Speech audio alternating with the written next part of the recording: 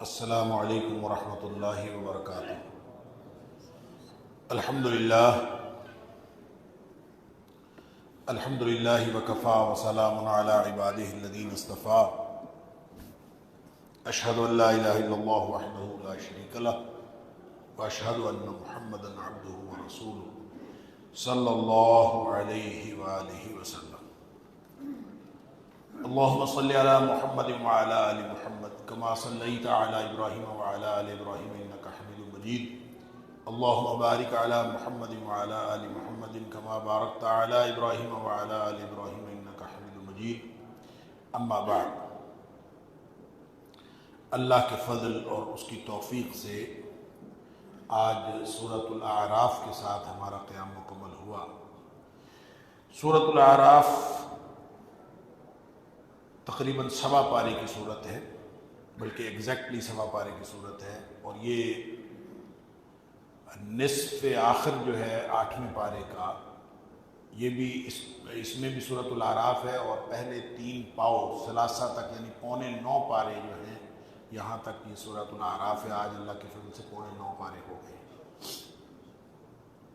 سورۃ الاعراف کی 206 آیات ہیں۔ کل میں نے عرض کیا تھا کہ سورۃ الانعام اور سورۃ الاعراف ان 2 مکی صورتوں میں سے ہیں جو ہیں تو مکی لیکن بہت لمبی صورتیں ہیں، اور سورۃ الاعراف سورۃ الانعام سے بھی تھوڑی لمبی صورت ہے۔ اور چونکہ مکی صورتوں کے مضامین میں بنیادی عقائد بیان ہوتے ہیں، جیسا کہ سورۃ الانعام کے اندر بیان ہوئے، اور میں نے عرض کیا تھا کہ سورۃ الانعام میں جو علماء عقائد ہیں انہوں نے بنیادی عقائد سورۃ الانعام سے ہی اخذ کیے ہیں۔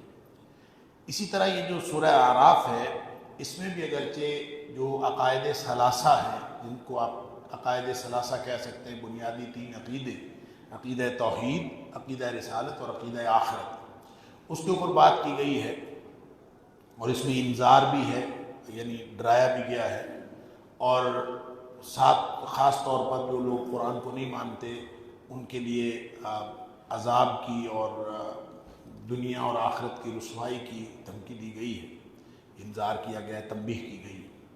لیکن اس میں 6 اقوام جو ہیں، 6 نبیوں کی جو امتیں ہیں، ان کی ہلاکت کا تذکرہ ہے، اور یوں کہہ لیجئے کہ قومیں کیوں ہلاکت کا شکار ہو جاتی ہیں، تباہی و بربادی کا شکار ہو جاتی ہیں، یہاں ان 6 اقوام کا تذکرہ بھی ہے، اور جو عروج و زوال کا فلسفہ بھی بیان ہوا ہے کہ کس طرح سے قومیں جو ہے وہ ترقی پاتی ہیں، اور کس طرح سے قومیں ذلیل و خوار ہو جاتی ہیں اور اللہ کے عذاب کا شکار ہو جاتی ہیں۔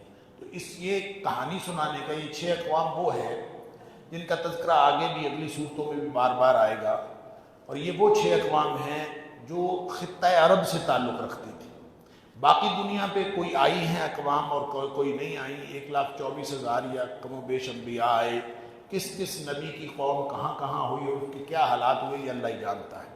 اللہ تعالیٰ نے نام لے کر قرآن میں 24 یا 25 رسولوں کا ذکر کیا ہے، ان میں سے یہ 6 اقوام جن کی تباہی و بربادی کا قصہ قرآن میں بار بار بیان ہوا ہے، یہ ان اقوام میں سے ہیں جو خطہ عرب سے تعلق رکھتی تھیں، اور جو عرب تھے وہ ان کو جانتے تھے کسی نہ کسی طور، کہانیوں میں، کوئی تاریخ میں، کوئی سینہ گزٹ ان کی باتیں چلتی رہتی تھیں، تو صرف ان کا تذکرہ کر کے ان کو ڈرایا گیا ہے، انذار کیا گیا ہے، تنبیہ کی گئی کہ تم بچ جاؤ، ورنہ اسی طرح کا عذاب تمہارے اوپر بھی آ جائے گا جب تم نبیوں کی بات، ان کی دعوت کو قبول نہیں کرو۔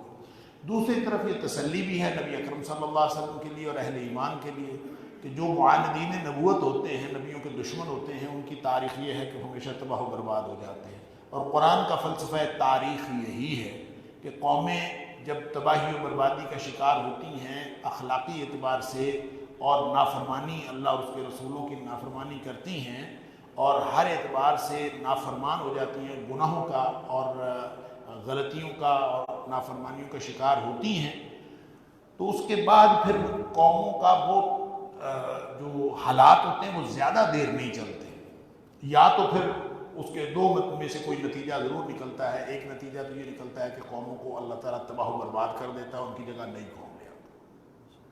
دوسرا پھر نتیجہ یہ ہوتا ہے کہ قوموں کی واپسی ہو جاتی ہے، واپسی ہوتی ہے نبیوں کے ذریعے، اللہ ان کے اندر نبی بھیج دیتا ہے، وہ نبیوں کی بات مان لیتے ہیں، اور جن قوموں نے نبیوں کی بات مان لی وہ بچ گئے، اور جنہوں نے نبیوں کی بات نہیں مانی وہ تباہی و بربادی کا شکار ہو گئے۔ آیت نمبر 1 سے لے کر 58 تک، یہ پہلی 58 آیات جو ہیں سورہ اعراف کی، اس میں انذار بھی ہے، بنیادی طور پر ڈرایا بھی گیا ہے، نبی اکرم صلی اللہ علیہ وسلم کی اس تڑپ کا ذکر کیا گیا ہے کہ کوئی کتاب انزل الیک فلا یکن فی صدرک حرج منہ لتنذر بہ وذکریٰ للمؤمنین، آپ جس نصیحت کی کتاب کو لے کے مومنوں کے لیے نصیحت ہے، اور جو آپ دوسروں کو اس سے انذار کرتے ہیں، کتاب آپ کے پاس ہے لیکن آپ دل میں تنگی محسوس نہ کریں کہ لوگ مانتے ہیں کہ نہیں مانتے، اتبعوا ما انزل الیکم من ربکم ولا تتبعوا من دونہ اولیاء، ان کو کہتے رہیں کہ جو کچھ رب کی طرف سے نازل ہوا ہے وہ مان لیں اور اس کے علاوہ کسی کو نہ مانیں، لیکن لوگ قلیلا ما تذکرون، کم ہی لوگ ہیں جو نصیحت پکڑتے ہیں۔ یہاں سے آغاز کر کے نبی کریم صلی اللہ علیہ وسلم کو خطاب کیا کہ دل تنگ نہ کیا کرے، کتاب مبین کی عظمت اور فضیلت کا سے آغاز کیا ہے، لیکن ساتھ ہی عروج و زوال کا فلسفہ، کامیابی و ناکامی، کہ فمن والوزن یومئذ الحق، سن لو جو کچھ تم کر رہے ہو قیامت کے دن اس کا وزن ہونا ہے، یہ حق اور سچ بات ہے۔ جب وزن ہوگا تو فمن ثقلت موازینہ فاولئک هم المفلحون، جن کی نیکیاں بڑھ جائیں گی وہ کامیاب ہوں گے، ومن خفت موازینہ فاولئک الذین خسروا انفسهم بما كانوا بآیاتنا یظلمون، وہ جن کے نیکیوں کے وزن کم ہو گئے وہ تباہی و بربادی کا شکار ہو جائیں گے، فاولئک الذین خسروا انفسهم، یہ وہ ہیں جنہوں نے اپنے آپ کو گھاٹے میں، خسارے میں مبتلا کر دیا، بما كانوا بآیاتنا یظلمون، اس لیے کہ یہ ہماری آیتوں کے ساتھ ظلم کرتے تھے۔ آیتوں کے ساتھ، اللہ کی آیتوں کے ساتھ ظلم کا مطلب یہ ہے کہ یہ لوگ اللہ کی آیات کو اس کا حق نہیں دیتے تھے۔ اللہ کی آیات کا حق کیا ہے؟ اللہ کی آیات کا حق یہ ہے کہ ان پر ایمان رکھا جائے، ان کو پڑھا جائے، ان کو سمجھا جائے، ان پر عمل کیا جائے اور ان کو آگے پہنچایا جائے، اور جو حق نہیں دیتا وہ ظالم ہے، اللہ تعالیٰ معاف فرمائے۔ پھر عذاب الہی کی داستان ہے، وَلَقَدْ مَكَّنَّاكُمْ فِي الْأَرْضِ وَجَعَلْنَا لَكُمْ فِيهَا مَعَائِشَ قَلِيلًا مَا تَشَكَّرُونَ، یہ دیکھیں یہ جو کچھ ہم نے تمہیں زمین میں جو کچھ عطا کیا ہے اس کا شکر ادا کرو، اللہ تعالیٰ نے اتنا کچھ عطا کیا ہے اس کا شکر کرنا چاہیے، لیکن لوگ شکر نہیں کرتے۔ وَلَقَدْ خَلَقْنَاكُمْ ثُمَّ صَوَّرْنَاكُمْ ثُمَّ قُلْنَا لِلْمَلَائِكَةِ اسْجُدُوا، پھر اللہ تعالیٰ نے یہاں سے آدم علیہ السلام کی تخلیق کا تذکرہ کیا ہے، اور آیت نمبر 11 سے، اور پھر فرمایا کہ جب آدم علیہ السلام کو بنا لیا، ان کو اچھی طرح اس کی تصویر بھی بنا لی، شکل بھی بنا لی، تو آدم علیہ السلام نے فَلَقَدْ خَلَقْنَاكُمْ ثُمَّ صَوَّرْنَاكُمْ، پہلے پیدا کیا، پھر اس کی تصویر بنائی، اس کو خوبصورت بنا دیا۔ ثم قلنا للملائکۃ اسجدوا لآدم فسجدوا الا ابلیس، پھر کہا کہ سجدہ کرو، سب نے کیا اور ابلیس نے سجدہ نہیں کیا، اور اللہ تعالیٰ نے پوچھا کیوں نہیں سجدہ کیا؟ ما مانعک الا تسجد اذ امرتک، میں نے تجھے حکم دیا تھا، سجدہ کیوں نہیں کیا؟ کہتا ہے قال انا خیر منہ، میں اس سے بہتر ہوں، خلقتنی من نار وخلقتہ من طین، مجھے تو نے آگ سے پیدا کیا، اس کو تو نے مٹی سے پیدا کیا۔ دلیل دی اپنی نافرمانی کی، گناہ ہر ایک سے ہو جاتا، کل بنی آدم خطاء، نبی پاک صلی اللہ علیہ وسلم، آدم کا ہر بیٹا گناہ گار ہے، خیر الخطائین التوابون، بہترین خطا کار وہ ہیں جو گناہ کرنے کے بعد توبہ کر لیتے ہیں، پشیمانی، شرمندگی، ندامت، مجھ سے گناہ ہو گیا۔ اور اگر آدمی اپنے گناہ کی دلیل دینے لگے تو لوگ ساری دنیا کر رہی، میں نے کر لیا تو پھر کیا ہوا؟ جو گناہ کی دلیل دینا ہے یہ شیطان کی سنت ہے، ابلیس کی سنت ہے۔ اس نے کہا لو جی میں بہتر ہوں، اور بہتری کے اس نے اس وجہ بتائی، میں آگ سے پیدا ہوئی، مٹی سے پیدا ہوا ہے، آگ اوپر کو جاتی ہے، مٹی نیچے ہوتی ہے، اور آگ روشنی کرتی ہے، آگ میں حدت ہے، مٹی کے اندر سستی ہے، مٹی کے اندر سکوت ہے، سکون ہے، اور اس نے اس طرح کی دلیلیں دے کے اس نے کہا جناب آگ جو ہے وہ بہتر ہے، خود ہی بنا لیا کہ آگ بہتر ہے، حالانکہ نہ کو اللہ تعالیٰ نے بتایا کہ آگ بہتر ہے، نہ کوئی آگ تو تباہی مچاتی ہے، زمین جو ہے وہ بچھونا بناتی ہے، لوگوں کو سکون دیتی ہے، لہذا زمین کے اندر، مٹی کے اندر بہت ساری خوبیاں ہیں۔ بہرحال اللہ تعالیٰ نے فرمایا قال فاہبط منہا، تو اتر جا نیچے، آسمان سے نیچے اترا، گھما یکون لک ان تتکبر فیہا، تجھے چاہیے نہیں تھا کہ تکبر کرتا، تکبر یہ ہے اپنے آپ کو بڑا سمجھنا، اللہ کے حکم کی نافرمانی کرنا، بطر الحق وغمط الناس، لوگوں کو حقیر سمجھنا اور حق کا انکار کرنا، یہ تکبر ہے۔ کوئی بھی اگر ایسا کام کرتا ہے تو وہ تکبر کرتا ہے، جس کے دل میں رائی کے دانے کے برابر بھی تکبر ہوا، اللہ کے رسول نے فرمایا وہ جہنم میں جائے گا، وہ جنت میں نہیں جا سکتا۔ رائی کے دانے کے برابر بھی تکبر ہوا تو وہ جنت میں نہیں جا سکتا۔ تو تکبر کیا ہے؟ لوگوں کو حقیر سمجھنا، میں بہتر ہوں، لوگ انا خیر منہ، اس نے یہی کہا تھا نا انا خیر منہ، میں اس سے بہتر ہوں۔ نہیں بھائی، ہو سکتا ہے ساری دنیا آپ سے بہتر ہے، ہمیشہ یہی سمجھنا چاہیے، ساری دنیا میرے سے بہتر ہے۔ اللہ تعالیٰ نے فرمایا فاخرج انک من الصاغرین، تو ذلیل و رسوا ہو کے نکل جا، دفع ہو جائے یہاں سے۔ اس نے کہا مجھے مہلت دے دو، اللہ تعالیٰ نے فرمایا مہلت لے لو۔ اس نے مہلت لے لی، اور مہلت لے کے اس نے چیلنج کر دیا اللہ کو، قال فبما اغویتنی لاقعدن لهم صراطک المستقیم، اللہ تیرے سیدھے راستے پر بیٹھ جاؤں گا، میں نے ان کو سیدھے راستے پر جانے نہیں دینا۔ ثم لآتینہم من بین ایدیہم ومن خلفہم وعن ایمانہم وعن شمائلہم، کبھی میں ان کے دائیں سے آؤں گا، کبھی بائیں سے آؤں گا، کبھی آگے سے آؤں گا، کبھی پیچھے سے آؤں گا۔ ولا تجد اکثرهم شاکرین، ان میں سے اکثریت کو تو شکر کرنے والا نہیں پائے گا، میں ان کو بہکا دوں گا، یہ شکر کرنے والے نہیں بنیں گے۔ اللہ تعالیٰ نے فرمایا دفع ہو جا، قالوا اخرج منها مذءوما مدحورا، ذلیل و رسوا ہو کر یہاں سے نکل، لمن تابعک منهم لأملأن جہنم منکم اجمعین، جو تیرے پیچھے چلے گا تجھے بھی اور تیرے پیچھے چلنے والوں کو سب میں جہنم میں ڈال کے ان سے جہنم کو بھر دو۔ اللہ۔ پھر آدم علیہ السلام کو کہا کہ آدم تو اور تیری زوجہ جو ہے نا دونوں جنت میں رہو اور اس درخت کے قریب نہیں آنا، وہی جو سورہ بقرہ میں بھی ہم پڑھا ہے۔ فوسوس لہما الشیطان، ان دونوں کو بہکایا۔ تو لوگ کہتے ہیں عورت بہکی تھی پہلے، پھر اس نے آدم علیہ السلام کو، اما ہوا بہکی تھی، اس نے پھر آدم علیہ السلام کو بہکا، جھوٹ ہے۔ فوسوس لہما، قرآن کہتا ہے ان دونوں کو شیطان نے بہکا دیا، جتنا ہوا بہکی تھی اتنے آدم بھی بہکے تھے۔ بہرحال ان کو انہوں نے کس نے قسمیں اٹھائیں اور کہا کہ ما نہاکما ربکما عن هذه الشجرة الا ان تکونا ملکین او تکونا من الخالدین، کہ صرف یہ درخت کھانے سے اور کچھ نہیں ہوتا، اس سے بندہ فرشتہ بن جاتا ہے اور ہمیشہ یہاں رہتا ہے، اس کو ہمیشگی حاصل ہو جاتی ہے اور کچھ بھی نہیں۔ اچھا، اس میں بعض مفسرین نے ایک بڑی عجیب بات لکھی ہے کہ وہ جو اصل درخت تھا نا، جس درخت سے کھانے سے منع کیا تھا، وہ درخت تھا یا جو بھی تھا، اس کی انٹرپریٹیشنز بھی بہت مختلف قسم کی ہیں، لیکن چونکہ قرآن نے درخت کہا ہے ہم بھی کہتے ہیں درخت ہی تھا، تو اس کو کھانے سے منع کیا، تو بعین ہی وہی درخت کھانے کو شیطان نے نہیں بہکایا، اور نہ ہی آدم علیہ السلام نے اور اما حوا نے وہ والا درخت کھایا، بلکہ اسی نوعیت کے جو دیگر درخت تھے ان میں سے کوئی درخت کھایا۔ اور اللہ تعالیٰ نے فرمایا تھا کہ اس درخت کے قریب نہیں جانا، تو اس درخت کا ایک کے علاوہ اور زیادہ بھی درخت ہوں گے، تو اس نے کہا کہ نہیں چلے، اس سے تو اللہ نے منع کیا، اس کو رہنے دو، تو باقیوں میں سے تو کوئی کھا لو، یہ کھا لو گے تو فرشتے بن جاؤ گے۔ وہ ماننے نہیں، قاسمہما انی لکما لمن الناصحین، قسمیں اٹھائیں، قسمیں اٹھا کے یقین دلا دی۔ بندے کو یہ قسم پہ یقین آ ہی جاتا ہے کہ یہ بندہ جو سچا ہوتا ہے خاص طور پہ اس کو یقین آ جاتا ہے۔ بہرحال انہوں نے فدلاہما بغرور، دھوکے سے ان کو پھسلا دیا، اللہ، وہ پھسل گئے۔ فلما ذاقا الشجرہ، یوں ہی انہوں نے درخت کو چکھا، بدت لہما سوآتہما وطفقا یخصفان علیہما من ورق الجنہ، ان کے سارے لباس اتر گئے، چلو جنت کا لباس اتر گیا اور وہ برہنہ ہو گئے، اور برہنہ ہو کے پھر بیچارے اپنے لباس اپنے جسم چھپانے لگے، اپنی شرمگاہیں چھپانے لگے جنت کے درختوں کے پتوں سے۔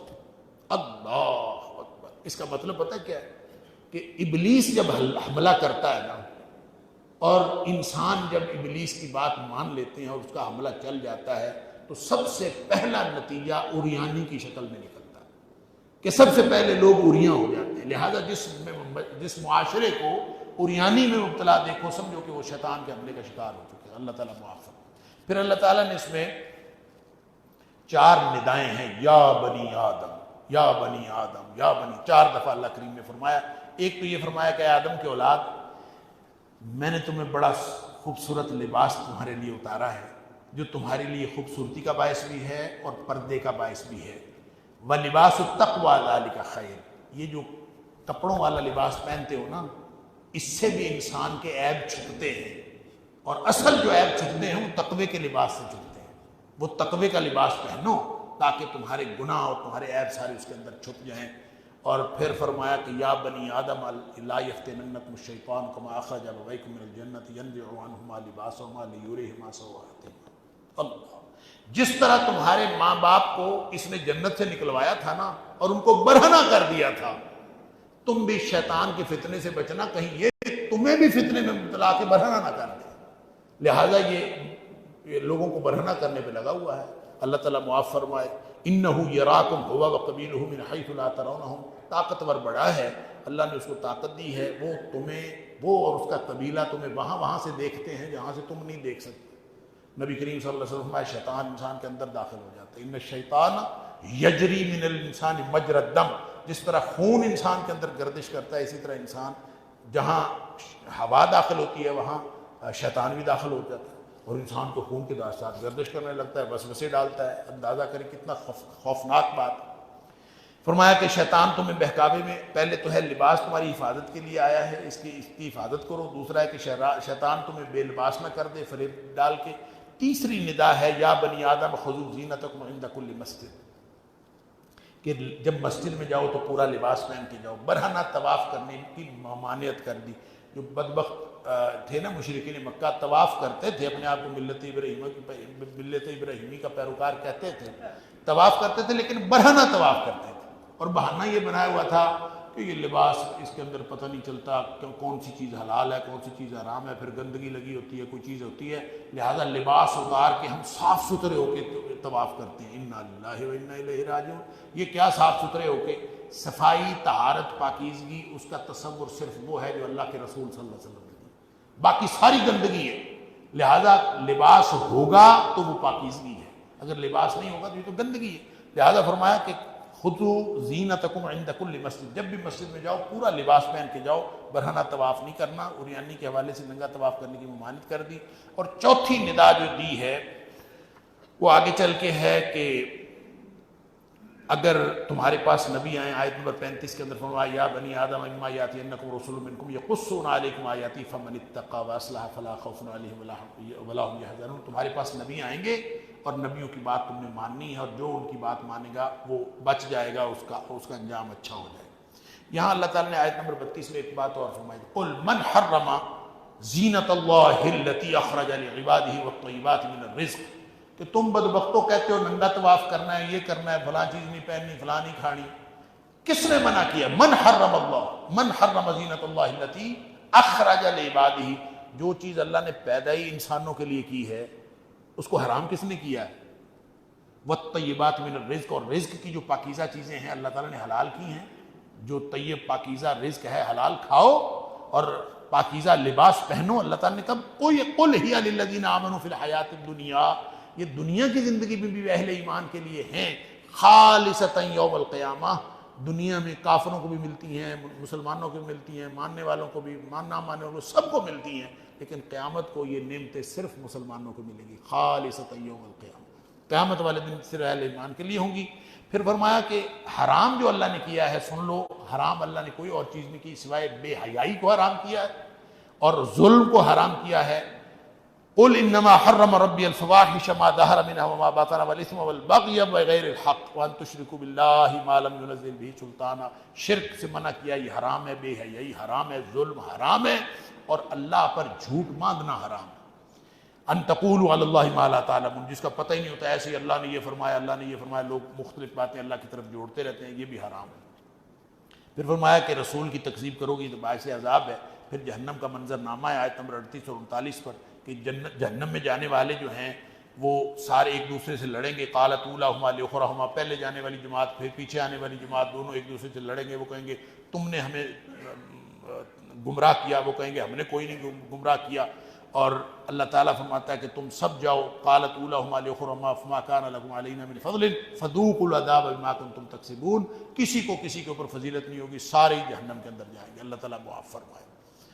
پھر اللہ تعالیٰ نے فرمایا کہ متکبرین جو ہیں نا، جن کے دل میں تکبر ہے، سن لیجئے، ان الذین کذبوا بآیاتنا واستکبروا عنہا، ابھی جو میں نے بات کی تھی کہ تکبر والا جہنم میں جائے گا، جنت میں نہیں جا سکتا، یہاں اللہ تعالیٰ نے فرمایا لا تفتح لهم ابواب السماء ولا يدخلون الجنہ، جس کے دل میں تکبر ہے اس کے لیے آسمان کا دروازہ ہی نہیں کھلتا، اور وہ جہنم میں داخل کیے جاتے ہیں، ولا يدخلون الجنہ، اور کبھی جنت میں داخل نہیں ہو سکتے، حتی یلج الجمل فی سم الخیاط، یعنی ان کا جنت میں جانا اتنا مشکل ہے جتنا سوئی کے ناکے سے اونٹ کا گزرنا، سوئی کے ناکے سے اونٹ گزر جاتا ہے، سوئی کے سوراخ سے، ظاہر ہے سوئی کے سوراخ سے اونٹ جس طرح گزرنا ممکن نہیں، اسی طرح متکبرین کا جنت میں جانا ممکن نہیں، اللہ تعالیٰ معاف فرمائے۔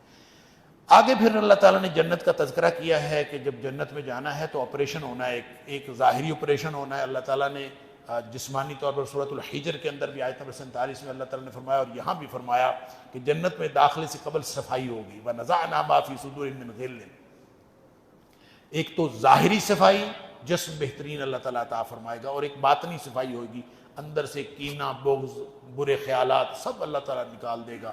اور جب تجری من تحتہ الانہار، جنت میں جائیں گے سب ایک دوسرے کے بھائی بھائی بنے ہوئے گے اور جا کے جنتوں میں رہیں گے. وقالوا الحمد للہ الذی ہدانا لہذا وما كنا لنہتدی لولا ان ہدانا اللہ. جا کے شکر کریں گے جنت میں، کہیں گے شکر ہے اللہ تعالیٰ ہمیں جنت میں لے آیا، اگر اللہ نہ لاتا تو ہمارے پاس تو توفیق ہی نہیں تھی کہ ہم آ جاتے. شکر اللہ تعالیٰ کریں گے، اللہ تعالیٰ ہمیں بھی جنت میں لے جائے. آگے کچھ مکالمات کا ذکر ہے. جنتی جہنمیوں سے مکالمہ کریں گے، جہنمی جنتیوں سے مکالمہ کریں گے. پھر اصحاب آراف، جنت اور جہنم کے درمیان ایک دیوار ہے آراف، تو آراف والے جو ہیں وہ ایک طرف دیکھیں گے جنتی ہیں، ایک طرف دیکھیں گے جہنمی ہیں. جہنمیوں سے ان سب کا مکالمہ ہے، اللہ تعالیٰ نے اس کا ذکر کیا ہے. دیکھیں سن لیں، سمجھ لیں. جنت بلندی کا استعارہ ہے، جہنم پستی کا استعارہ ہے. پتہ نہیں ان کا آپس میں فاصلہ کتنا. نبی کریم صلی اللہ علیہ وسلم فرمایا جہنم جو ہے وہ اتنی گہری ہے کہ اس کے کنارے سے اگر پتھر پھینکا جائے تو وہ 100 سال نیچے جاتا جائے تو اس کا پیندہ نہیں آتا. اللہ اکبر، کتنی گہری کہاں ہے اللہ کو معلوم ہے. اور جنت بلندی کا استعارہ ہے، اور سب سے بلند جنت الفردوس ہے. فرمایا کہ جنت الفردوس مانگا کرو، اس کے اوپر صرف مقام محمود ہے نبی پاک صلی اللہ علیہ وسلم کا مقام، اور اس کے اوپر اللہ کا عرش ہے، وہاں پہ اس کے اوپر کچھ نہیں. تو جب اللہ سے جنت مانگو تو جنت الفردوس، وہ کتنی بلند، یہ کتنی پست. تو آپس میں گفتگو کیسے ہوگی؟ جنتیوں کی جہنمیوں سے گفتگو کیسے ہوگی؟ وہ کہاں وہ کہاں. تو پہلے تو سمجھ نہیں آتی تھی، اب آج کل کمپیوٹر کے دور میں تو سمجھ آتی ہے نا. سکرین لگی ہوئی ہو تو بندہ دیکھ ہی لیتا ہے کہاں بیٹھا ہو، کہاں بیٹھا، سامنے سکرین نظر آ رہا ہے. یہ جہنمی جہنم میں پھر رہے ہیں اور یہ جنتی جنت میں پھر رہے ہیں، وہ سارے ایک دوسرے کو دیکھ رہے ہوں گے پتہ نہیں کتنے دور. اسی طرح کچھ لوگ ہوں گے جن کے نیکیاں اور برائیاں برابر ہو جائیں گی، ان کو آراف پہ رکھا جائے گا، وہ کچھ عرصہ آراف پہ رہیں گے. جب وہ جنتیوں کو دیکھیں گے تو امید کریں گے کہ اللہ یہ جنت دے دے، جہنمی کو دیکھیں گے تو ڈر لگے گا کہیں ادھر نہ چلے جائیں، اللہ سے معافی مانگیں گے. بہر یہ ان سب کا مکالمہ یہاں پہ اللہ تعالیٰ نے دیا. بالآخر اللہ تعالیٰ صحاب آراف کو بھی جنت میں ڈال دے گا.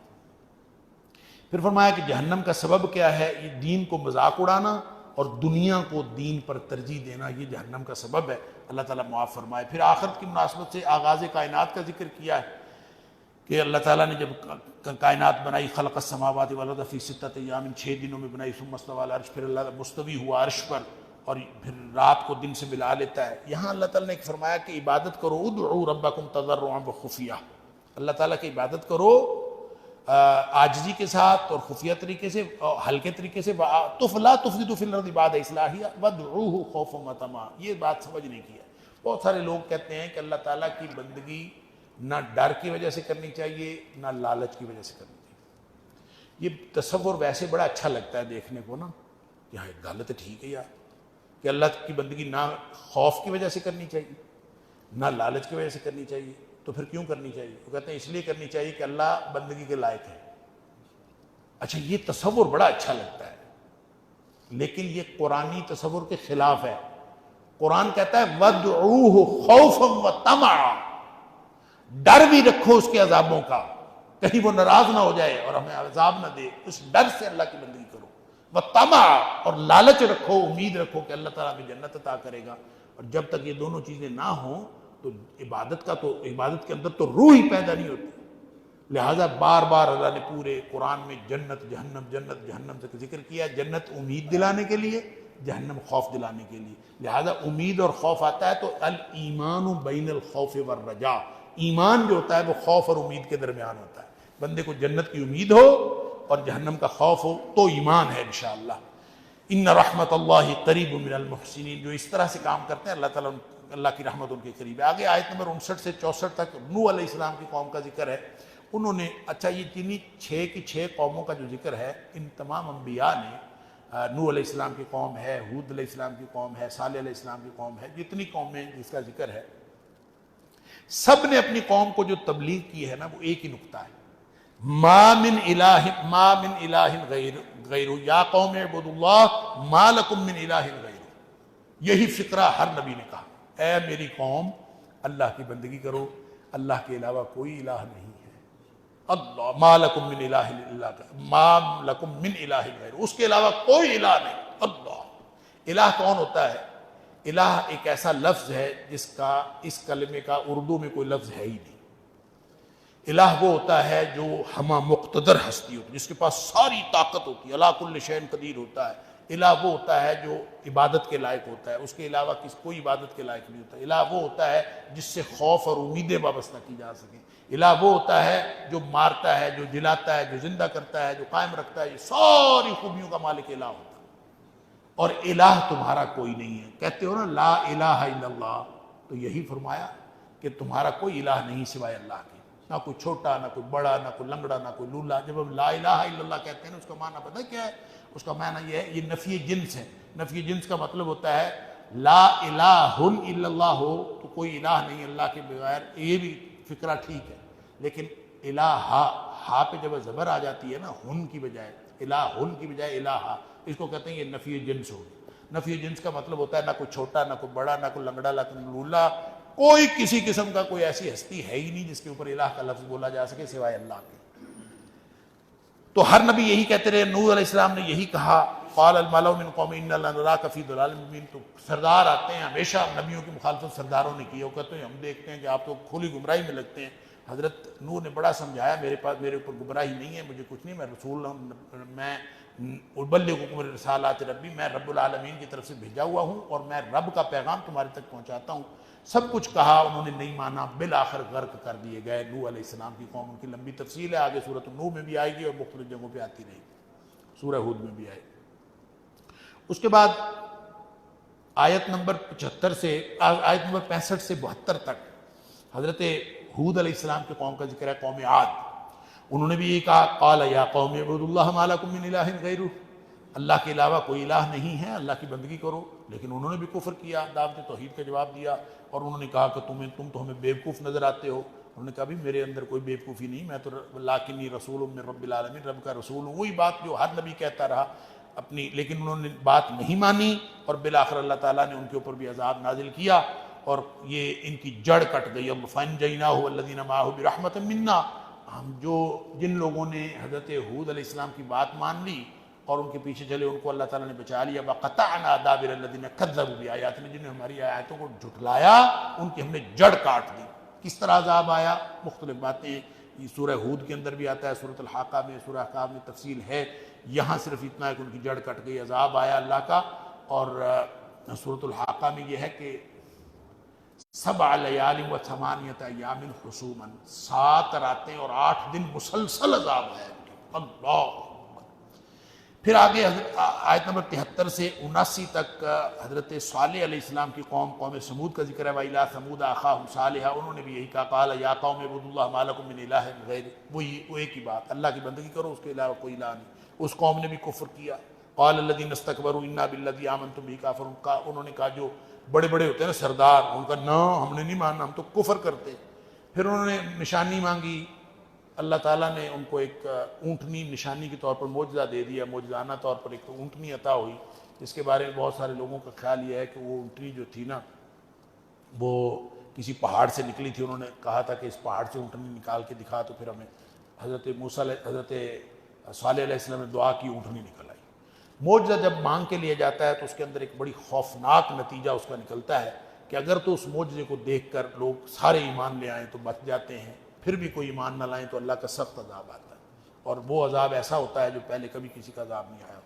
تو وہی ہوا کہ انہوں نے معجزہ مانگا تھا، پھر خود ہی پریشان ہو گئے۔ اونٹنی معجزانہ طور پر ملی تھی، اور اس تو ظاہر ہے وہ عام اونٹنی تو نہیں تھی، تو وہ پانی پیتی تھی، سارا کنویں کا پانی پی جاتی تھی، اور فصل ساری کی ساری فصلیں کھا جاتی تھی، اور ان کو حکم یہ تھا کہ اس کو ہاتھ نہیں لگانا، اس کو اگر آپ نے تکلیف پہنچائی تو تمہارے پر عذاب آئے۔ اب وہ کتنے کے دن کریں؟ ان کو کہا تھا کہ ایک دن تم نے پانی پینا، ایک دن اس نے پانی پینا، وہ پانی پیتی تھی سارا ہی پی جاتی تھی، اب ان کے لیے بچتا نہیں تھا، بڑے تنگ پڑ گئے، کیا کریں؟ فصلوں میں جاتی تھی سارا ہی کھا جاتی تھی، ان کو کہا کچھ نہیں کرنا، کتنے کے دن وہ صبر کریں؟ بالآخر انہوں نے جناب آپس میں پروگرام بنایا اور اس کو کاٹ کے پھینک دیا اور مار دیا اس کو، انا للہ و انا الیہ۔ بس وہ کیا تو فاخذتہم الرجفہ، ان کو ایک زلزلے نے، ایک جھٹکے نے آ لیا، فاصبحوا فی دارہم جاثمین، ایسا عذاب آیا کہ اپنے گھروں کے اندر اوندے پڑے رہ گئے، اور یہ بھی تباہ و برباد ہو گیا۔ آگے حضرت لوط علیہ السلام کی قوم کا ذکر ہے، آیت نمبر 80 سے لے کر 84 تک۔ پاکیزگی کی دعوت دی انہوں نے، اذ قال لقومه اتاتون الفاحشة ما سبقكم بها من احد من العالمین. یہ بڑے بدبخت لوگ تھے، یہ مردوں سے شہوت پوری کرتے تھے، اور ان کو بتایا کہ کوئی اس گندگی سے باہر آ جاؤ اور پاکیزگی اختیار کرو، لیکن وہ بکواس آگے سے کرتے تھے. وما كان جواب قومه، اس کی قوم نے یہی جواب دیا الا ان قالوا اخرجوهم من قريتكم انهم اناس يتطهرون، یہ بڑے پاک لوگ آگے ہیں، ان پاکیزہ لوگوں کو بستی سے نکال دو. یعنی آگے سے بکواس ہی کرتے تھے. اللہ تعالیٰ نے فَأَنْجَيْنَاهُ وَأَهْلَهُ إِلَّا امْرَأَتَهُ كَانَتْ مِنَ الْغَابِرِينَ. اس کی بیوی جو ہے حضرت لوط علیہ السلام کی، وہ ان کی ساتھی تھی، وہ پیچھے رہ گئی، باقی سارے نکل گئے اور ان کے اوپر عذاب آ گیا. وَأَمْطَرْنَا عَلَيْهِمْ مَطَرًا، ان کے اوپر ہم نے پتھروں کی بارش کر. اور یہ اس کا بھی آگے بھی مختلف جگہوں پہ ذکر آتا رہے گا. پتھروں کی بارش جو ہوئی ہے، جو سدوم کی بستی، کئی بستیاں تھیں، سدوم اس کا ہیڈ کوارٹر تھا، کئی بستیاں تھیں جہاں آج کل بحیرہ مردار ہے، اس کے اندر تھی، وہ ساری غرق ہو گئی بستیاں. تو کہتے ہیں کہ ان کے اوپر پتھروں کی بارش صرف نہیں ہوئی، بلکہ پہلے جبریل علیہ السلام نے اور فرشتوں نے اس بستی کو اٹھایا اور اٹھا کے اوپر اٹھایا اور آسمانوں تک چلے گئے، اس قدر کہ ان کو آسمانوں کی آوازیں سنائی دینے لگی. پھر وہاں سے الٹا کے نیچے پھینکا. پھر جب یہ نیچے گرے اور پھر ان کے اوپر پتھروں کی بارش ہوئی. اللہ تعالیٰ معاف، اس قدر خوفناک عذاب ان کے اوپر آئے. پھر آگے آیت نمبر 85 سے لے کر 93 تک حضرت شعیب علیہ السلام کا ذکر ہے. اور یہاں 8واں پارہ مکمل ہو جاتا ہے، 9واں پارہ یہاں سے شروع ہوتا ہے. اور شعیب علیہ السلام نے اپنی قوم کو وہی دعوت دی، یا قوم اعبدوا اللہ ما لکم من الہ غیرہ، کہ یہ اللہ کے علاوہ کسی اور کی بندگی نہ کرو، اللہ کے علاوہ کوئی الہ نہیں ہے. پھر وہ بدبخت ناپ تول میں کمی کرتے تھے، ان کو کہا ناپ تول میں کمی نہیں کرو. رازنی کرتے تھے، رازنی نہ کرو، ڈاکے نہ مارا کرو، زمین میں فساد نہ پھیلایا کرو. ذالکم خیر لکم ان کنتم، تم اچھے رہ جاؤ گے اگر یہ کر لو گے. لیکن انہوں نے نہیں مانا، راستوں میں بیٹھتے تھے، سب کچھ کرتے تھے. قال الملأ الذين استكبروا من قومه لنخرجنك يا شعيب والذين آمنوا معك من قريتنا، کہ انہوں نے دھمکی لگا دی سارے سرداروں نے مل کے، شعیب ہم تمہیں اپنی بستی سے نکال دیں گے، یا تو باز آ جاؤ اپنے اس کام سے، وغیرہ ہم نکال دیں گے. بہرحال بڑا انہوں نے کہا، نہیں مانے. ربنا افتح بیننا وبین القوم، کہ انہوں نے بالآخر کہہ دیا ربنا افتح بیننا وبین قومنا، اللہ ہماری اور ہماری قوم کے درمیان فیصلہ فرما دے بالحق وانت خیر الفاتحین. اللہ نے پھر فیصلہ کیا فرمایا؟ اللہ فاخذتهم الرجفة فاصبحوا فی دارہم، ان کے اوپر بھی ایسا زلزلہ آیا، ایسی چنگھاڑ پڑی کہ یوں مٹے جیسے کبھی تھے ہی نہیں. الذین کذبوا شعیبا، جنہوں نے شعیب علیہ السلام کو جھٹلایا، کأن لم یغنوا فیہا، جیسے کبھی زمین پر بسے ہی نہیں تھے. اللہ اکبر. آیت نمبر 94 سے 102 تک عروج و زوال کا ضابطہ بتایا ہے، کیسے بستیاں بچتی ہیں اور کیسے بستیاں تباہ و برباد ہوتی ہیں. سن لیجئے. وَلَوْ أَنَّ أَهْلَ الْقُرَىٰ آمَنُوا وَاتَّقَوْا لَفَتَحْنَا عَلَيْهِمْ بَرَكَاتٍ مِّنَ السَّمَاءِ وَالْأَرْضِ وَلَٰكِن كَذَّبُوا فَأَخَذْنَاهُم بِمَا كَانُوا يَكْسِبُونَ. اگر بستیوں کے لوگ ایمان والے بنے، واتقوا، اور تقوی کی روش اختیار کریں، اللہ سے ڈر کر زندگی گزاریں، اللہ کی ناراضگی سے ڈریں اور اللہ کی خوشنودی کے لیے کوشش کریں، اس طرح زندگی گزار رہے ہوں، تو پھر ہمیں عذاب ان کے اوپر بھیجنے کی کیا ضرورت ہے؟ ہم تو ان کے اوپر لفتحنا علیہم برکات من السماء والارض، ہمیں ان کے اوپر آسمانوں سے اور زمین سے خیر و برکت کے دروازے کھول دیں. ولکن کذبوا، لیکن یہ لوگ انہوں نے جھٹلایا اللہ کی آیات کو. جب جھٹلایا فاخذناہم بما كانوا یکسبون، تو ان کو ہم نے پکڑ لیا ان کے کرتوتوں کے سبب. لہذا اس طرح تباہی و بربادی آتی ہے. پھر اللہ تعالیٰ فرماتا ہے افامن اہل القریٰ، کیا بستیوں کے لوگ بے خوف ہو گئے کہ ان کے اوپر عذاب آ جائے ہمارا اور یہ سوئے ہوئے ہوں، رات کو عذاب آ جائے، یا پھر دن کو ابھی اپنے کاموں میں لگے ہوئے ہوں، ان کے اوپر عذاب آ جائے. کس چیز نے تمہیں بے خوف کیا ہے؟ اور بے خوف صرف وہ ہوتا ہے افامنوا مکر اللہ، یہ اللہ کی منصوبہ بندی سے بے خوف ہو گئے ہیں. فلا یامن مکر اللہ الا القوم الخاسرون، اللہ کی منصوبہ بندی سے بے خوف وہ ہوتا ہے جو خسارہ پانے والے ہوتے ہیں، اور جو فائدہ حاصل کرنے والے ہوتے ہیں وہ ہمیشہ اللہ سے ڈرتے رہتے ہیں.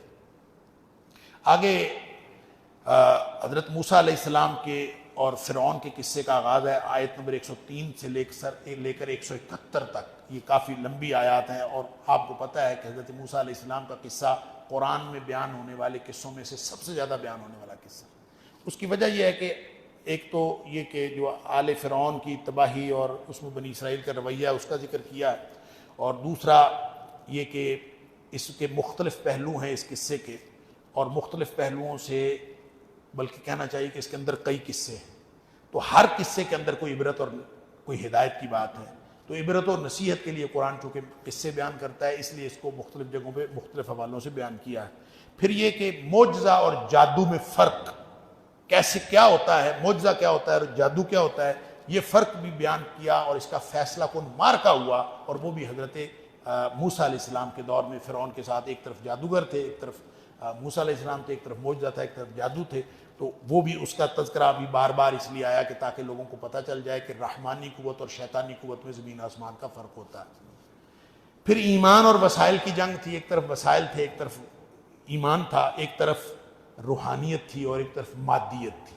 تو روحانیت اور مادیت کی جنگ میں جو الٹیمیٹ رزلٹ نکلنا ہے وہ انشاءاللہ روحانیت کو ہی فائدہ ہونا ہے، جیسے موسیٰ علیہ السلام کو اللہ تعالیٰ نے ان سارے وسائل کے مقابلے میں کامیابی دی۔ فرعون اور آل فرعون کے تکبر کا عبرتناک انجام بتایا گیا ہے کہ جو وسائل جتنے مرضی ہوں، جو تکبر ہوتا ہے نا بندے کو لے بیٹھتا ہے اور وسائل کوئی کام نہیں دیتے۔ اسی طرح بنی اسرائیل کی جہالتیں اور نبی کریم صلی اللہ نبی ان کے جو نبی تھے نبی علیہ السلام، وہ ان کا رویہ بتایا گیا کہ ان کی جہالتوں کے باوجود وہ ان کا اچھا رویہ رکھتے رہے، اور بتایا ہی گیا ہے کہ ہمیں اس امت کو یہ بتایا گیا ہے کہ تم بنی اسرائیل جیسا رویہ نہ رکھنا، اور نبی کریم صلی اللہ علیہ وسلم فرمایا پھر بھی یہ جو لوگ ہیں نا تم اسی طرح کی حرکتیں کرو گے جس طرح کی بنی اسرائیل نے حرکتیں کی تھی۔ اللہ اکبر، اگر وہ کسی گو کے بل میں گھسے تھے نا تم بھی وہ ساری حرکتیں کرو، این جو قدم بقدم اور بالشت ببالشت تم انہی کی حرکتوں پہ چلے۔ اللہ تعالیٰ معاف فرمائے۔ پھر یہ کہ موسیٰ علیہ السلام کے ساتھ نبی پاک صلی اللہ علیہ وسلم کے حالات کی مشابہت بھی ہے، اس لیے بھی یہ قصہ بیان ہوا ہے۔ بہرحال یہاں جس جگہ سے قصے کا آغاز ہوا ہے، حضرت موسیٰ علیہ السلام کے بارے میں فرمایا کہ ثم بعثنا من بعد موسیٰ بآیاتنا الی فرعون وملئہ وقال موسیٰ یا فرعون انی رسول من رب العالمین۔ موسیٰ علیہ السلام کی تقریر جو فرعون کے دربار میں ہوئی وہاں سے آغاز ہوا ہے، اور اس کے بعد پھر ظاہر انہوں نے تقریر کی، اس نے کہا کہ رب العالمین کون ہے، اس کا تعارف کرواؤ، کوئی نشانی ہے تو بتا، فاتی بہا ان کنتم من الصادقین، اگر کوئی نشانی ہے تو بتاؤ۔ تو انہوں نے دو نشانیاں ان کے سامنے رکھ دی، ایک سانپ والا عصا پھینکا وہ سانپ بن گیا، دوسرا بغل سے ہاتھ نکالا وہ چمکتا ہوا نکلا۔ یہ دو انہوں نے کہا یہ تو فرعون ان ھذا لساحر علیم، انہوں نے کہا تو بڑا جادوگر ہے، وہ جادو کا دور تھا۔ انہوں نے کہا دیکھیں یہاں ہاتھ ڈالیں اور چمکتا ہوا نکلے، جادو ہے، عصا پھینکے اور سانپ بن جائے تو یہ جادو ہے۔ انہوں نے کہا جادو کر اکٹھے کر لو، جادو سگر اکٹھے کر لیے۔ وجاء السحرۃ فرعون قالوا ان لنا لاجرا ان كنا نحن الغالبین، سارے آ گئے اور آ کے نا جادوگر مقابلے سے پہلے بارگیننگ کر رہے ہیں اس کے ساتھ، فرعون کے ساتھ۔ ان لنا اجرا، کتنا انعام ملے گا، کیا دو گے ہمیں، ان كنا نحن الغالبین، ہم کامیاب تو ہو جائیں گے، جیت تو ہم نے جانا ہے، تو بتاؤ کیا دو گے۔ قال نعم، اجر بھی بڑا ملے گا، انعام بھی بڑا ملے گا، وانکم لمن المقربین، اور جو دربار میں اعلیٰ سیٹ ہوتی ہے نا وہ ایوان بالا کے اندر، وہ سیٹ تمہیں ملے گی، تم مقربین میں سے ہو جاؤ، سب کچھ ملے گا۔ بہرحال اس کے بعد مقابلہ ہوا تو انہوں نے اپنی رسیاں پھینکی اور سب کچھ پھینکا، موسیٰ علیہ السلام اپنا عصا پھینکا اور سب کو کھا گیا۔ فغلبوا هنالك وانقلبوا صاغرین، جب وہ شکست کھا گیا ہم تو حیران ہو گئے یہ کیا ہوا۔ والقی السحرۃ ساجدین، سارے کے سارے جادوگر سجدے میں گر گئے۔ قالوا آمنا برب العالمین، انہوں نے کہا ہم رب العالمین پر ایمان لاتے ہیں، رب موسیٰ و ہارون۔ اب دیکھیں یہاں پہ ایک بڑا خوبصورت لطیف نکتہ ہے، جب انہوں نے کہا نا آمنا برب العالمین، ہم رب العالمین پر ایمان لائے، تو ساتھ کہا رب موسیٰ و ہارون، کیوں؟ اس لیے کہ وہ بکواس کر سکتا تھا فرعون کہ وہ رب العالمین جس پر یہ ایمان لائے ہیں وہ میں ہوں، تو انہوں نے کہا ہم رب العالمین پر ایمان لائے، وہ رب العالمین رب موسیٰ و ہارون جو موسیٰ اور ہارون کا رب ہے، تاکہ تمہیں کوئی غلط فہمی نہ رہے اور ہم اس پر لے آئیں۔ اس نے پھر دھمکیاں لگائیں، اس نے کہا میں تو تمہیں لأقطعن أيديكم وأرجلكم من خلاف ثم لأصلبنكم أجمعين، تمہارے ہاتھ پاؤں کٹوا دوں گا، سولی پہ چڑھا دوں گا، سب کچھ کر دوں گا۔ قالوا إنا إلى ربنا منقلبون، انہوں نے کہا جی مسئلہ کیا ہے، تو ہمیں کاٹنا ہے کاٹ دے، مارنا ہے مار دے، ہم اپنے رب کی طرف واپس چلے جائیں گے، اور مسئلہ کیا ہے، یعنی رب کے ساتھ ملاقات ہو جائے گی، اس سے اچھی اور بات کیا ہو سکتی، اور جو تو نے کرنا ہے کر لے، ہمیں کوئی فرق نہیں پڑتا۔ ربنا افرغ علینا صبرا وتوفنا مسلمین، اللہ سے دعا کی اللہ ہمیں صبر کی توفیق عطا فرما۔ اس نے پھر اس کو غصہ بڑا چڑھا، تو کہتے ہیں کہ جب جادوگروں سے جادوگر ہارے ہیں نا، اس کے بعد فرعون نے پھر قال سنقتل ابناءهم ونستحيي نساءهم، انہوں نے اس کے بعد پھر جو ہے ان کے بچوں کے قتل کرنے کا حکم دے دیا۔ ایک تو بچوں کا قتل اس وقت کرتا تھا کہ موسیٰ علیہ السلام کے آنے سے پہلے، کہ تاکہ وہ نہ آئے. نجومیوں نے بتایا تھا کہ بنی اسرائیل کا بچہ جو ہے تمہارے خاتمہ کرے گا. تو ایک تو اس وقت قتل کرتا تھا، ایک اب پھر شروع کر دیا. قالوا اوذینا من قبل ان تاتینا من بعد ما جئتنا. موسیٰ علیہ السلام کے ساتھی کہتے تھے موسیٰ تو بھی کیا آیا ہے، تیرے آنے سے پہلے بھی ہم مصیبت میں تھے، اب تو آ گیا ہے تو پھر ہم مصیبت. یعنی اس وقت بھی ہمارے بچے قتل ہو رہے تھے اور تو آ گیا ہے تو پھر ہمارے بچے قتل ہو رہے ہیں. انہوں نے کہا عسیٰ ربکم ان یہلک عدوکم، پریشان نہیں ہونا، اللہ تعالیٰ تمہارے دشمن کو تباہ و برباد کر دے گا اور پھر تمہیں بادشاہی عطا کرے گا زمین کی. اور فینظر کیف تعملون، پھر دیکھو اللہ تعالیٰ دیکھ رہا ہے کہ تم کیا کر رہے ہو. اللہ اکبر. بہرحال اس کے بعد اللہ تعالیٰ نے ان کے حالات بیان کیے ہیں. وہ وہاں رہتے ہوئے کبھی ان کو کسی طرح کا عذاب آ جاتا تھا، کبھی کوئی عذاب آ جاتا تھا، پھر وہ آ کے بھاگ. اگر ان کے کوئی اوپر کوئی اچھی بات ہوتی تھی تو کہتے تھے دیکھیں ہماری وجہ سے، کوئی بری بات ہوتی کہتے تھے یہ موسیٰ علیہ السلام اور ان کے ساتھیوں کی وجہ سے. پھر ایسا بھی ہوا کہ بعض اوقات ایسے ان کے اوپر عذاب آئے کہ موسیٰ علیہ السلام کے پاس آ کے کہتے تھے دعا کریں. موسیٰ علیہ السلام دعا کرتے تھے اور ساتھ کہتے تھے اگر یہ عذاب ختم ہو جائے تو ہم تیرے اوپر ایمان لے آئیں گے. موسیٰ علیہ السلام سے دعا کرتے تھے لئن کشفت عنا الرجز لنؤمنن لک ولنرسلن معک بنی اسرائیل، ہم تیرے اوپر ایمان بھی لے آئیں گے، بنی اسرائیل کو تیرے ساتھ روانہ بھی کر دیں گے. وعدہ کرتے تھے. فلما کشفنا عنہم الرجز، جو ہی عذاب ختم ہوتا تھا الی اجل ہم بالغوہ اذا ہم ینکثون، اس کے بعد پھر وعدہ توڑ دیتے تھے. یعنی اسی طرح سے ہٹ درمی بالآخر سمندر میں غرق ہوئے. فاغرقناہم فی الیم، اللہ تعالیٰ نے بالآخر ان کو سمندر میں غرق کر دیا. بانہم کذبوا بآیاتنا، گناہ ان کا یہی تھا کہ انہوں نے ہماری آیتوں کو جھٹلایا تھا. وکانوا عنہا غافلین، اور اس سے منہ موڑے ہوئے تھے. اس کے بعد وہاں سے نکل آئے بنی اسرائیل. آگے دیکھا بہت سارے لوگ جو ہیں بچھڑے کی پوجا کر رہے تھے. انہوں نے کہا جی ہمیں بھی بچھڑا بنا دے، جس طرح کا ان کا بچھڑا ہے ہمیں بھی ایک الہ چاہیے، اس طرح کا بنا دے. موسیٰ علیہ السلام کہ انکم قوم تجہلون، بڑے جاہل ہو، تمہیں سمجھ نہیں آئی اللہ تعالیٰ کیسا ہے. اللہ تعالیٰ جو ہے اس کے مقابلے میں تم یہ بچھڑا بناتے ہو. باہر اس کے بعد موسیٰ علیہ السلام جو ہیں وہ یہ تو وہاں سے نکل آئے. موسیٰ علیہ السلام 40 راتوں کے لیے اللہ کے پاس چلے، کوہ طور پہ چلے گئے اللہ کے پاس گفتگو کرنے کے لیے. واپس جب آئے وہاں اللہ کے ساتھ مکالمہ ہوا، گفتگو ہوئی. اللہ تعالیٰ 40 دن رہے تو پتہ نہیں کتنی باتیں ہوئی ہوں گی اللہ تعالیٰ کے ساتھ. جس کے ساتھ باتیں ہو رہی ہوتی ہیں پھر اس کو دیکھنے کو بھی دل چاہتا ہے. کہا رب ارنی انظر الیک، اللہ میں تجھے دیکھنا چاہتا ہوں، مجھے اپنا آپ دکھائی دے. اللہ نے فرمایا لن ترانی، تو مجھے نہیں دیکھ سکتا. قال لن ترانی، تو مجھے نہیں دیکھ سکتا. ولکن انظر الی الجبل، اس پہاڑ کی طرف دیکھو. اگر یہ پہاڑ پر میں اپنا جلوہ ڈالتا ہوں، اگر پہاڑ قائم رہ گیا نا تو پھر میں تجھے اپنا جلوہ دکھا دوں گا. پہاڑ پر اللہ نے جلوہ ڈالا، وہ پہاڑ تو گیا سو گیا. خر موسیٰ صاعقہ، موسیٰ علیہ السلام بے ہوش ہو کے گر گئے. اس سے ہی یعنی پہاڑ پر جلوہ پڑا، وہ بھی برداشت نہیں ہوا. اللہ فلما افاق قال سبحانک انی تبت الیک وانا اول المؤمنین، اللہ میں ایمان رکھتا ہوں، کوئی ضرورت نہیں دیکھنے کی، اسی سے سمجھ آ. یہاں سے معتزلہ نے یہ استدلال کیا ہے کہ اللہ کی رؤیت ممکن نہیں ہے، اللہ کو دیکھا جانا ممکن نہیں. اور پھر وہ کہتے ہیں کبھی بھی ممکن نہیں. وہ کہتے ہیں کسی ایک چیز کو دیکھا جانا ممکن نہ ہو تو کبھی بھی نہیں دیکھا جانا ممکن. تو قرآن نے خود کہا لا تدرک الابصار وهو یدرک الابصار، اللہ کو آنکھیں نہیں دیکھ سکتی. تو انہوں نے اس کا مطلب یہ سمجھایا کہ کبھی بھی نہیں دیکھ سکتی، اور یہ بالکل غلط استدلال ہے. اس کے مقابلے میں اشاعرہ نے پھر اسی آیت سے یہ استدلال کیا ہے کہ اگر اللہ کو دیکھا جانا ممکن نہ ہوتا تو اللہ تعالیٰ کہہ دیتے کہ ممکن نہیں ہے. پھر اللہ تعالیٰ یہ نہ کہتا پہاڑ کی طرف دیکھ، اگر یہ پہاڑ اپنی جگہ پر قائم رہ گیا تو پھر تو مجھے دیکھ سکے گا. تو کیا اللہ کے پاس یہ طاقت ہے کہ وہ پہاڑ کو اپنی جگہ پر قائم رکھے؟ یہ طاقت ہے، بالکل ہے. جب وہ پہاڑ اپنی جگہ پر قائم رہ سکتا ہے تو پھر اللہ تعالیٰ اپنا آپ دکھا بھی سکتا ہے. تو اس میں کون سی بات ہے؟ اسی آیت سے پتہ چلتا ہے اللہ کی رؤیت ممکن ہے. صحابہ کرام نے نبی پاک صلی اللہ علیہ وسلم سے پوچھا اللہ کے رسول صلی اللہ علیہ وسلم ہم اتنے سارے ہوں گے، اللہ تعالیٰ کو ایک کو دیکھنا مشکل ہوگی، کوئی آگے آ جائے گا کوئی پیچھے ہوگا، کیسے دیکھیں؟ نبی پاک صلی اللہ علیہ وسلم نے فرمایا 14ویں رات کا چاند چڑھا ہوا ہو تو تمہیں دیکھنے میں کوئی مشکل ہوتی ہے؟ اسی طرح اللہ کا دیدار ہوگا تو کسی کو کوئی مشکل نہیں ہوگی. جنت میں جا کے جب سسٹم مکمل ہوگا، سب سے اعلیٰ جو چیز مسلمانوں کو، اہل ایمان کو ملے گی جنت میں، وہ اللہ کا دیدار ہے. نبی کریم صلی اللہ علیہ وسلم نے فرمایا دیکھیں سب سے پہلے جنت مل گئی، سسٹم مکمل ہو گیا. اس کے بعد اللہ تعالیٰ فرمائے گا کہ جنتیوں کچھ اور لینا ہے. وہ کہیں گے ہر چیز تو مل گئی، اب اور کیا لینا ہے؟ اللہ تعالیٰ فرمائے گا ایک ایسی چیز میں تمہیں دینے لگا ہوں جو جنت کی نعمتوں سے زیادہ ہے.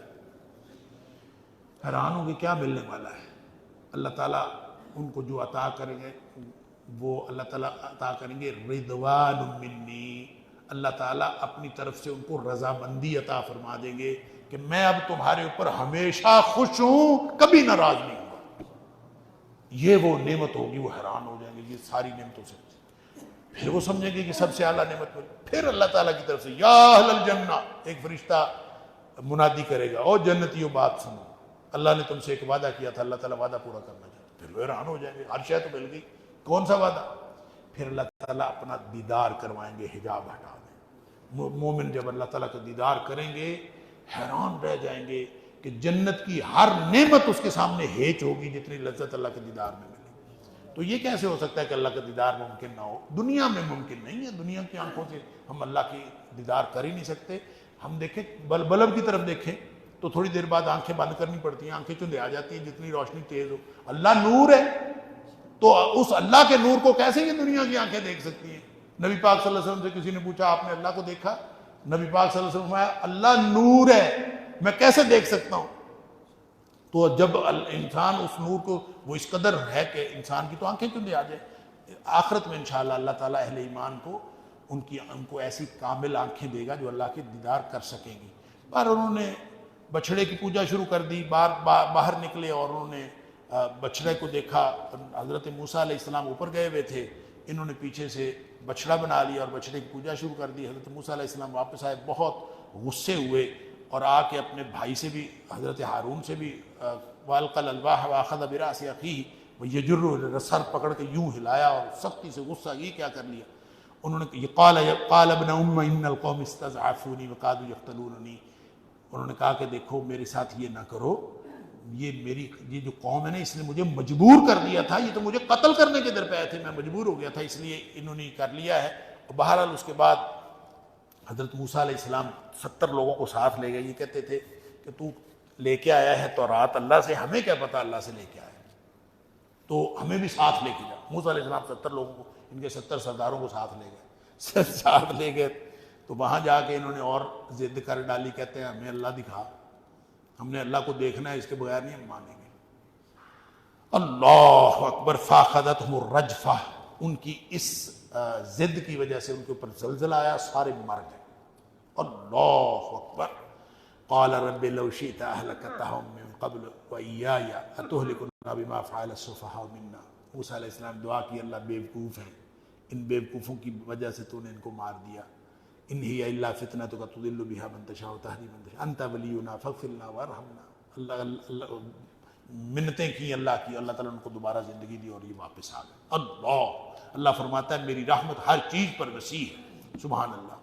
پھر مومن وہ ہیں جو نبی امی، آیت نمبر 157 سورہ اعراف، بہت یہاں نبی کریم صلی اللہ علیہ وسلم کی حیثیت بتائی گئی ہے، اور مومن بھی بتایا، مومنوں کی تعریف وہ ہے جو صرف نبی کریم صلی اللہ علیہ وسلم کی بات مانتے ہیں، اور نبی کریم صلی اللہ علیہ وسلم وہ ہیں جن کو اللہ نے یہ اتھارٹی دی ہے کہ یہ جس کو حلال کہہ دیں وہ بھی حلال ہے، جس کو یہ کہہ دیں حرام وہ بھی حرام ہے۔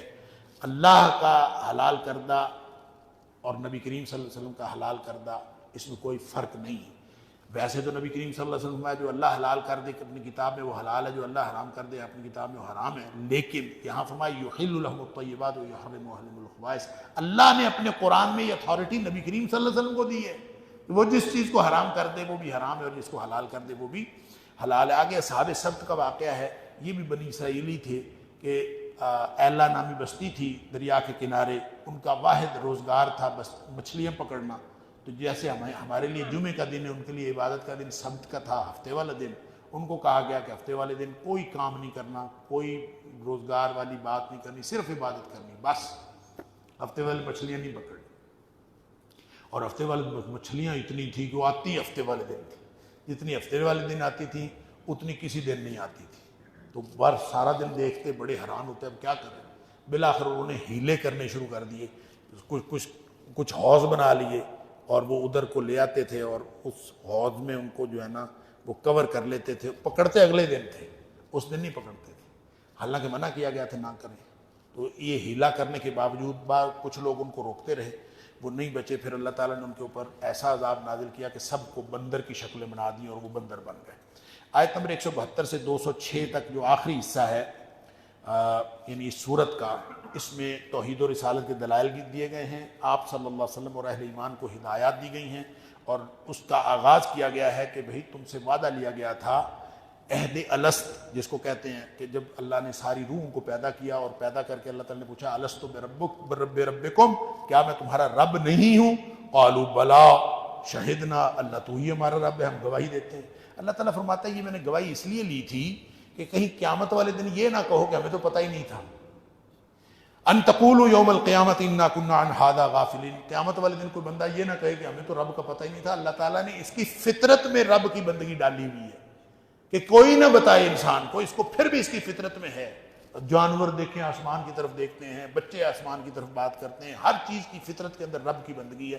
فرق صرف وہاں پڑتا ہے یہ رب العالمین کو چھوڑ کر مخلوق میں سے رب بنا لیتا ہے اور پھر یہ تباہی و بربادی کی طرف چلا جاتا ہے۔ پھر اللہ تعالیٰ نے فرمایا یہ جو کفر والے ہیں ان کی مثال ایسی ہے جیسے کتے کی مثال ہو، فمثلہ کمثل الکلب، کتے کی مثال ہے، اگر تو اس کے اوپر حملہ کرے تو بھی ہانپتا ہے، نہ حملہ کرو تو بھی ہانپتا ہے، کتے نے ہانپنا ہی ہانپنا ہے، جو مرضی کرتے رہو۔ پھر فرمایا کہ یہ جو لوگ اللہ کی بندگی نہیں کرتے، آیات کو نہیں قبول کرتے، وَلَقَدْ رَأْنَا لِجَهَنَّمَ كَثِيرًا مِنَ الْجِنِّ وَالْإِنسِ، یہ یوں لگتا ہے کہ یہ پیدا ہی جہنم کے لیے ہوئے ہیں، اللہ معاف کرے۔ لَهُمْ قُلُوبٌ لَا يَفْقَهُونَ بِهَا، ان کے پاس دل دماغ ہیں یہ سمجھتے ہی نہیں، ان کے پاس آنکھیں ہیں دیکھتے ہی نہیں، ان کے پاس کان ہیں سنتے ہی نہیں، اولئک کالانعام بل ھم اضل، یہ تو چوپایوں کی طرح ہیں بلکہ اس سے بھی گئے گزرے۔ اللہ اکبر! دیکھیں یہاں بھی بڑا لطیف نکتہ ہے، اگر اللہ تعالیٰ یہ فرماتا نا اولئک اضل الانعام، یہ چوپایوں سے بھی گئے گزرے ہیں، تو بھی بات ٹھیک تھی، ایسے نہیں فرمایا، ہماری توجہ کو اٹریکٹ کر کے پھر متوجہ کر کے پھر کہا اولئک کالانعام، پہلے کہا یہ، پہلے کتے کی مثال دی، پھر کہا کہ یہ کتوں جیسے ہیں، اور پھر فرمایا کہ نہیں ان جیسے بھی نہیں ہیں، ان سے بھی گئے گزرے ہیں۔ جنگل کا کتا بلی سے بہتر ہے، جو لوگ آنکھیں کان سب کچھ ہونے کے باوجود، اس کی وجہ یہ ہے کہ جانور تو اپنا وظیفہ وجود ادا کر رہے ہیں، اور انسان جب اپنا وظیفہ وجود ادا نہیں کرتا تو یہ ان جیسا کیسا ہو سکتا ہے۔ پھر یہ سوال کرتے تھے، غور و فکر کی دعوت دی گئی ہے، سوال کرتے تھے قیامت کب آئے گی؟ فرمایا اللہ کے پاس علم ہے، جب وہ چاہے گا اس وقت یہ قیامت لے آئے گا، بہت بڑا حادثہ ہوگا۔ اور پھر فرمایا کہ نبوت قل لا املک لنفسی نفعا ولا ضرا الا ما شاء اللہ، عقیدہ رسالت اور تصور نبوت کی وضاحت کی گئی ہے کہ اے حبیب صلی اللہ علیہ وسلم کو بتا دیجئے کہ میں تو اپنے اوپر اختیار نہیں رکھتا اپنے نفع نقصان کا، یہ ہے نبی اپنے نفع نقصان کا اختیار نہیں رکھتا۔ وَلَوْ كُنْتُ أَعْلَمُ الْغَيْبِ، میں اگر غیب جانتا ہوتا لَاسْتَكْثَرْتُ مِنَ الْخَيْرِ وَمَا مَسَّنِيَ السُّوءُ، تو میں ہر بات میں بہتری والی بات لے لیتا اور کبھی بھی مجھے کوئی بری بات نہ چھوتی، بری بات مجھے ملتی نہ۔ نبی پاک، نبیوں کو شکست ہوئی ہے، نبیوں کو زخم لگے ہیں، نبی کے دندان شہید ہوئے ہیں، نبی کریم صلی اللہ علیہ وسلم نے اتنی، تو یہ کچھ بھی نہ ہوتا اگر غیب جانتے ہوتے۔ ان انا الا نذیر وبشیر لقوم یؤمنون، میں تو نذیر اور بشیر بنا کے بھیجا گیا ہوں، میرے پاس جو ہے وہ اختیار کوئی نہیں ہے، مجھے اللہ کا نمائندہ، اللہ نے بھیجا ہے اپنا بندہ بنا کر، اور میں اللہ کا بندہ ہوں۔ یہ وضاحت ہے۔ پھر آگے خوبصورت نظام تخلیق کی بات کی ہے کہ اللہ تعالیٰ کتنے پیار سے دو میاں بیوی ہوتے ہیں، پیار محبت ان کا شیوا ہوتا ہے، اس کے ذریعے سے اللہ تعالیٰ کے اولاد دیتا ہے۔ پھر جب اولاد آتی ہے تو اولاد آنے سے پہلے دعائیں کرتے پھرتے ہیں، اللہ نیک اولاد دے دے، اللہ نیک اولاد دے دے، اللہ صحیح سالم بچہ دے دے، یہ دے دے۔ اور جب پیدا ہو جاتا ہے تو کوئی پیراں دیتا نام رکھ لیتا ہے، کوئی کچھ رکھ دیتا ہے، کوئی کچھ رکھ دیتا ہے۔ انا للہ و انا الیہ فلما آتاہما صالحا، اللہ جب نیک اولاد صالح ٹھیک ٹھاک دے دیتا ہے، جعل لہ شرکاء فیما آتاہما، اللہ نے جو دیا ہے اس کو دوسروں کے ساتھ منسوب کرتے پھرتے ہیں، فلاں نے دے دیا، فلاں نے دے دیا، اس نے دے دیا، اس نے دیا، اللہ نے ہوتا ہے۔ فتعالی اللہ عما یشرکون، اللہ ان کے شرک سے بری ہے اور اللہ تعالیٰ بلند ہے۔ پھر آگے اپنے جیسوں کو جو شریک بناتے ہیں، شخصیت پرستی کا ابطال کیا ہے، اور پھر سورت کے آخر پہ قرآن کی عظمت کا ذکر کیا ہے۔ اللہ اکبر!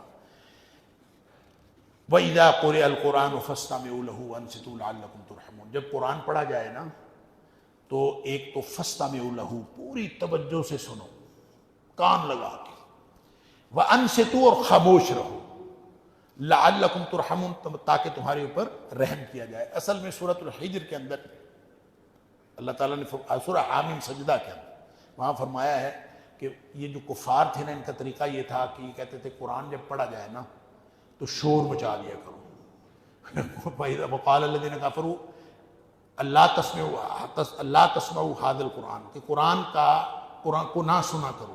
یہ کہتے تھے قرآن کو نہ سنو، والغوا فیہ لعلکم تغلبون، جب قرآن پڑھا جائے تو اس کو سنو نہ، شور مچا دیا کرو تاکہ تمہاری آواز غالب آ جائے اور قرآن کی آواز مغلوب ہو جائے. اب اللہ تعالیٰ نے لا تسمعوا لہذا القرآن، اس کے جواب میں کہا فاستمعوا لہ، اور جو انہوں نے کہا والغوا فیہ، شور مچاؤ، فرمایا وانصتوا، خاموشی اختیار. قرآن کی آداب ہے. لعلکم تغلبون کے جواب میں فرمایا لعلکم ترحمون، غلبے کی بات نہیں ہے، بات اللہ کی رحمت کی ہے. جس دن اللہ کی رحمت ہو گئی سارے کام بن جائیں گے. اللہ تعالی ہم سب پر اپنی رحمت نازل فرمائے. وآخر دعوانا الحمدللہ.